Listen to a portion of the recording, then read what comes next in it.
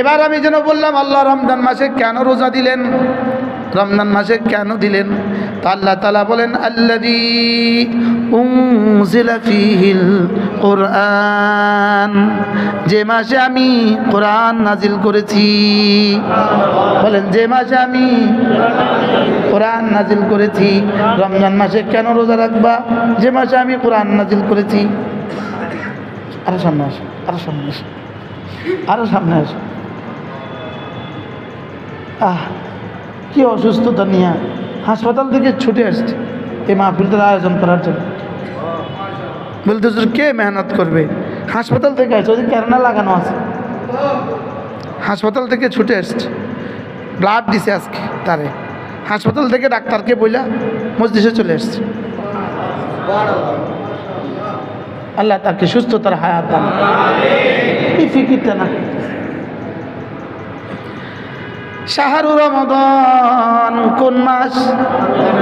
আবার বলেন, রমজান মাস। জুতা বিক্রির মাস, জুতা বিক্রির মাস, গামছা বিক্রির মাস, লুঙ্গি বিক্রির মাস, থ্রি পিস বিক্রির মাস, চিনি বিক্রির মাস, পেঁয়াজু বিক্রির মাস, ব্যবসা বাড়াবার মাস। দোকান আগে খুলতো 12 ঘন্টা, এখন খুলে 16 ঘন্টা, 16 ঘন্টা খোলার মাস। হ্যাঁ, রব্বুল আলামিন বলেন, এটা রমজান মাস। এটা কেন এত দামি? এটাতে আমি কোরআন দিয়েছি। কোরআন, পুরো কোরআন কারীম রমজান মাসে পুরা কোরআন নাজিল হয় নাই, 5 আয়াত নাজিল হয়েছে। তাও আবার প্রতি রমজানে নাজিল হয় না, 570 খ্রিস্টাব্দের রমজানে নাজিল হয়েছে। কোন রমজানে? 570 খ্রিস্টাব্দের রমজানে যদি 5 আয়াত নাজিল করার কারণে এই রমজানটা এত দামি হয়, তাহলে ওই কোরআনের দাম কত? হ্যাঁ বাবা, বুঝছো?